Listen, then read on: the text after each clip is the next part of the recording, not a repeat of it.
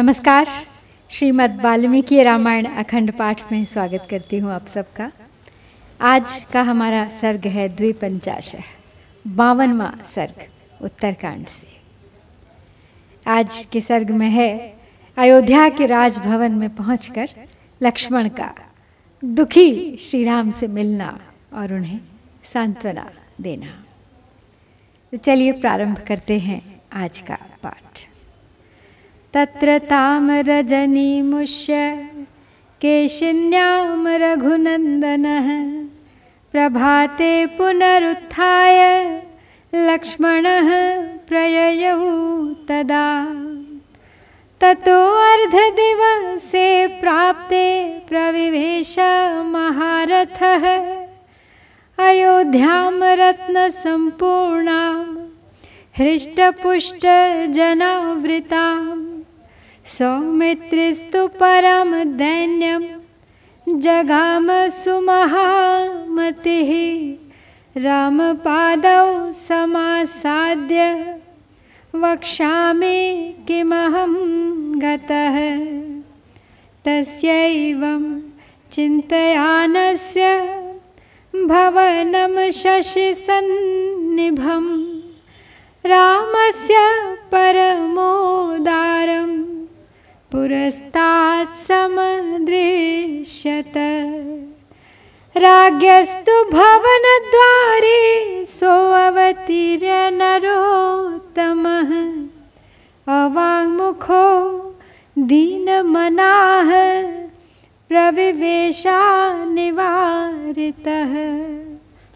तो केशिनी नदी के तट पर वह रात बिताकर रघुनंदन लक्ष्मण प्रातःकाल उठे और फिर वहाँ से आगे बढ़े। दोपहर होते होते उनके उस विशाल रथ ने रत्न धन से संपन्न तथा हृष्ट पुष्ट मनुष्यों से भरी हुई अयोध्यापुरी में प्रवेश किया। वहाँ पहुंचकर परम बुद्धिमान सुमित्रा कुमार को बड़ा दुख हुआ। वे सोचने लगे, मैं श्री रामचंद्र जी के चरणों के समीप जाकर क्या कहूँगा। वे इस प्रकार सोच विचार कर ही रहे थे कि चंद्रमा के समान उज्ज्वल श्री राम का विशाल राजभवन सामने दिखाई दिया। राजमहल के द्वार पर रथ से उतरकर वे नरश्रेष्ठ लक्ष्मण नीचे मुख किए दुखी मन से बेरोक टोक भीतर चले गए। सदृष्ट्वा राघवं दीनमासीनं परमासने नेत्राभ्यामश्रुपूर्णाभ्यां ददर्शाग्रजमग्रतः जग्राह चरणौ तस्य लक्ष्मणो दीनचेतनः उवाच दीनया वाचा प्राञ्जलिः सुसमाहितः आर्यस्याज्ञां पुरस्कृत्य विसृज्य जनकात्मजां गंगातीरे यथोद्दिष्टे वाल्मीकेराश्रमे शुभे तत्र तां च शुभाचारामाश्रमान्ते यशस्विनीं पुनरप्यागतो वीर पादमूलमुपासितुं मा शुचः पुरुषव्याघ्र कालस्य गतिरीदृशी त्वद्विधानहि शोचन्ते बुद्धिमन्तो मनस्विनः। तो लक्ष्मण राजमहल के द्वार पर रथ से उतरे, भीतर चले गए। उन्होंने देखा श्री रघुनाथ जी दुखी होकर एक सिंहासन पर बैठे हैं और उनके दोनों नेत्र आंसुओं से भरे हैं। इस अवस्था में बड़े भाई को सामने देख दुखी मन से लक्ष्मण ने उनके दोनों पैर पकड़ लिए और हाथ जोड़ चित्त को एकाग्र करके वे दीन वाणी में बोले, वीर महाराज की आज्ञा शिरोधार्य करके मैं उन शुभ आचार वाली यशस्विनी जनक किशोरी सीता को गंगा तट पर वाल्मीकि के शुभ आश्रम के समीप निर्दिष्ट स्थान में छोड़कर पुनः आपके श्री चरणों की सेवा के लिए यहाँ लौट आया हूँ। हे पुरुष सिंह, आप शोक न करें, काल की ऐसी ही गति है।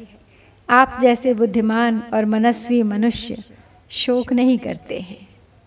सर्वे क्षयान्ता निचयाः पतनान्ताः समुच्छ्रयाः संयोगा विप्रयोगान्ता मरणान्तं च जीवितम्। तस्मात् पुत्रेषु दारेषु मित्रेषु च धनेषु च नाति प्रसंगः कर्तव्यो विप्रयोगो हितैर्ध्रुवम्। शक्त्वमात्मनात्मानं विनेतुं मनसा मनः लोकान् सर्वांश्च काकुत्स्थ किं पुनः शोकमात्मनः। नैदृशेषु विमुह्यन्ते त्वद्विधाः पुरुषर्षभाः अपवादः स किल ते पुनरेष्यति राघव। यदर्थं मैथिली त्यक्ता अपवाद भया नृप सो अपवादः पुरे राजन् भविष्यति न संशयः। तो संसार में जितने संचय हैं उन सब का अंत विनाश है। उत्थान का अंत पतन है, संयोग का अंत वियोग है और जीवन का अंत मरण है। अतः स्त्री, पुत्र, मित्र और धन में विशेष आसक्ति नहीं करनी चाहिए, क्योंकि उनसे वियोग होना निश्चित है। हे ककुत्स्थ कुलभूषण, आप आत्मा से आत्मा को, मन से मन को तथा संपूर्ण लोकों को भी संयत रखने में समर्थ हैं। फिर अपने शोक को काबू में रखना आपके लिए कौन बड़ी बात है। आप जैसे श्रेष्ठ पुरुष इस तरह के प्रसंग आने पर मोहित नहीं होते। हे रघुनंदन, यदि आप दुखी रहेंगे तो वह अपवाद आपके ऊपर फिर आ जाएगा। हे नरेश्वर, जिस अपवाद के भय से आपने मिथिलेश कुमारी का त्याग किया है, निस्संदेह वह अपवाद इस नगर में फिर होने लगेगा। लोग कहेंगे कि दूसरे के घर में रही हुई स्त्री का त्याग करके ये रात दिन उसी की चिंता से दुखी रहते हैं। स त्वं पुरुष शार्दूल धैर्येण सुसमाहितः त्यजे मां दुर्बलां बुद्धिं संतापं मा कुरुष्वः। एवमुक्तः स काकुत्स्थो लक्ष्मणेन महात्मना उवाच परया प्रीत्या सौमित्रिं मित्रवत्सलः। एवमेतन्नरश्रेष्ठ यथा वदसि लक्ष्मण परितोषश्च मे वीर मम कार्यानुशासने निवृत्तिश्चागता सौम्य संतापश्च निराकृतः भवद्वाक्यैः सुरुचिरैरनुनीतो अस्मि लक्ष्मण। तो लक्ष्मण श्री राम को समझा रहे हैं कि अपने शोक को वो छोड़ दें। कहते हैं, अतः हे पुरुष सिंह, आप धैर्य से चित्त को एकाग्र करके इस दुर्बल शोक बुद्धि का त्याग करें, संतप्त ना हो।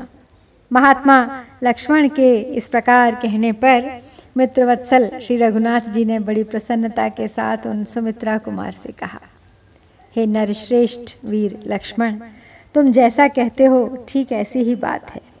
तुमने मेरे आदेश का पालन किया, इससे मुझे बड़ा संतोष है।